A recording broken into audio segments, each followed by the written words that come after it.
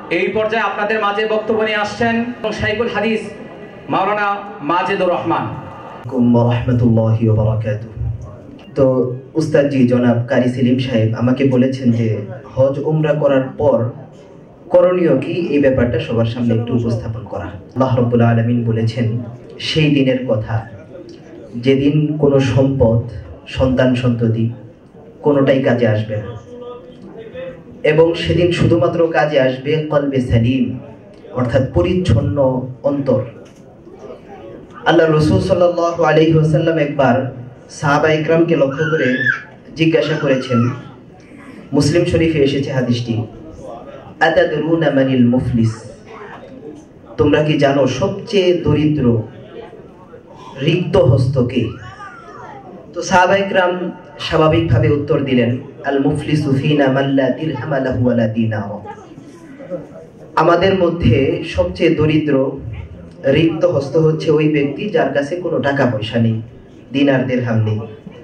তো রাসূল করিম সাল্লাল্লাহু আলাইহি ওয়াসাল্লাম উত্তর দিলেন, প্রকৃত পক্ষে দরিদ্র ওই ব্যক্তি নয়, বরং প্রকৃত দরিদ্র ওই ব্যক্তি যে কিয়ামতের দিন আসবে এমন অবস্থায় যার অনেক ইবাদত বন্দেগী থাকবে, অনেক হজ থাকবে, অনেক দান সদকা থাকবে, অনেক নামাজ থাকবে, রোজা থাকবে তার আমল নামায়, কিন্তু সাথে সাথে আরেকটা জিনিস যেটা হবে সেটা হচ্ছে যে সে তার দুনিয়ার জীবনে হয়তো কাউকে গালি দিয়েছে, কাউকে কোনো মন্দ কথা বলেছে, কটু কথা বলেছে, অথবা কারো হক নষ্ট করেছে, কারো সম্পদ আত্মসাৎ করেছে, কারো রক্তক্ষরণ ঘটিয়েছে অন্যায়ভাবে।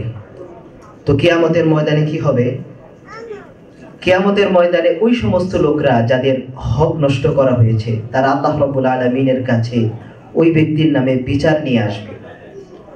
তো কিয়ামতের ময়দানে গিভ অ্যান্ড টেক হবে শুধুমাত্র নেকি এবং বদ আমল, সেখানে টাকা পয়সা দিয়ে কোনো মুআমালা হবে না, এবং কারো কোনো ধরনের ক্ষমতা, সেটা অর্থবিত্তের ক্ষমতা হোক বা প্রশাসনিক ক্ষমতা হোক, সেটাও সেখানে কাজে লাগবে না।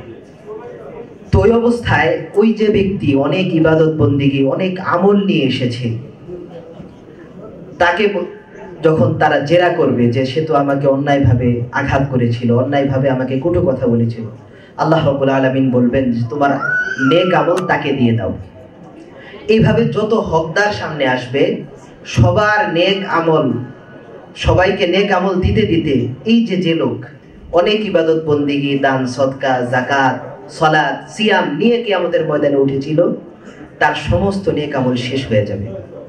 ওই অবস্থায় দেখা যাবে যে আরো হকদার আছে, আরো হকদার দাঁড়িয়ে আছে যাদের সাথে দুনিয়াতে কোনো ধরনের অসৎ আচরণ করা হয়েছিল।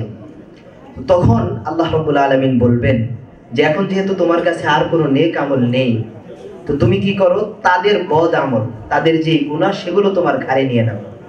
এভাবে দেখা যাবে যে যে লোকটা অনেক ইবাদত বন্দেগী নিয়ে এসেছিল, যার জন্য জান্নাতের ফয়সালা হওয়ার ব্যাপার ছিল, কিন্তু পরবর্তীতে সে আর জান্নাতে যেতে পারলো না, মানুষের গুনার বোঝা নিজের ঘাড়ে নিয়ে সে জাহান্নামে নিক্ষিপ্ত হলো। আমরা সবাই বলি নাউযুবিল্লাহ।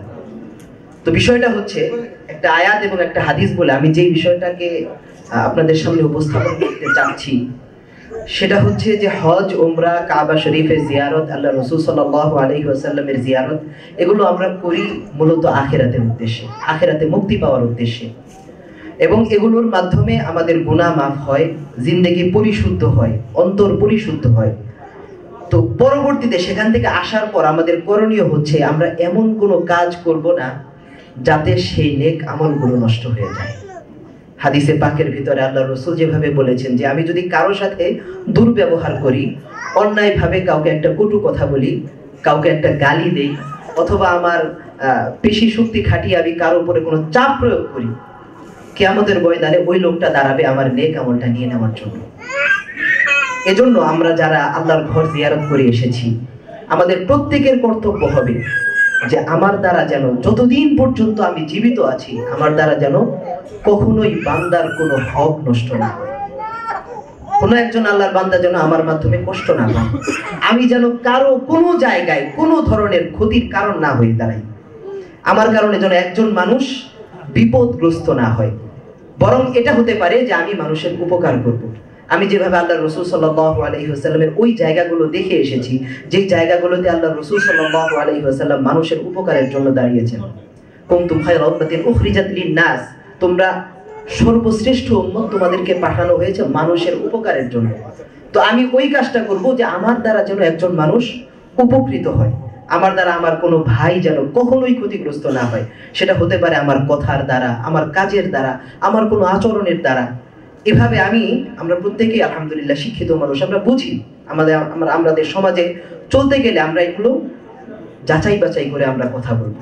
আমরা কোনো একটা কথা এরকম বলবো না যে এই কথাটা আমি আল্লাহ তাআলার দরবারে আমার জন্য জাহান্নামে যাওয়ার কারণ। আমি কারোর সাথে কোনোদিন এরকম কোনো আচরণ করব না যে আচরণটা কিয়ামতের ময়দানে ওই লোকটা আমাকে কাঠ গড়ায় দাঁড় করানোর মতো অবস্থা তৈরি হয়, এরকম কোনো আচরণ আমি কারোর সাথে করব না। এরকম একটা প্রতিজ্ঞা যদি আমরা আজকে করতে পারি, আশা করা যায় ইনশাআল্লাহ আজকে আমাদের যে অনুষ্ঠান অনেক সুন্দর করে আয়োজন করা হয়েছে, উদ্দেশ্য হচ্ছে এই যে যারা হাজী সাহেবানরা আল্লাহ তাআলার ঘর জিয়ারত করে এসেছেন, আবারও যাবেন, তো আল্লাহ তাআলার ঘর জিয়ারতের মাধ্যমে তাদের অন্তর যে স্বচ্ছ হয়েছে, কিয়ামতের ময়দানে যে স্বচ্ছ অন্তর ছাড়া আল্লাহ রাব্বুল আলামিনের দরবারে পার পাওয়ার কোনো সুযোগ নেই। তো সেই স্বচ্ছ অন্তর নিয়ে যেন তারা দুনিয়াতেও থাকতে পারেন এবং কবরেও যেতে পারেন, এবং কিয়ামতের ময়দানে সেই স্বচ্ছ অন্তর নিয়ে আল্লাহ রাব্বুল আলামিনের দরবারে উঠতে পারেন। আমরা মহান রব্বুল আলামিনের কাছে প্রার্থনা করি আল্লাহ রাব্বুল আলামিন আমাদের সবাইকে কবুল করেন। আমরা সবাই যেন কলবে সালিম নিয়ে, একটা পরিচ্ছন্ন অন্তর নিয়ে আল্লাহ রাব্বুল আলামিনের দরবারে উঠতে পারি।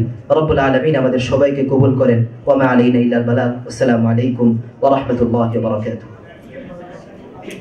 আমাদের সামনে যে উপস্থাপন করেছেন, কথাগুলো তুলে ধরেছেন, মহান আল্লাহ সুবহানাহু ওয়া তাআলা যেন কথাগুলো আমাদেরকে আমল করার তৌফিক দান করেন।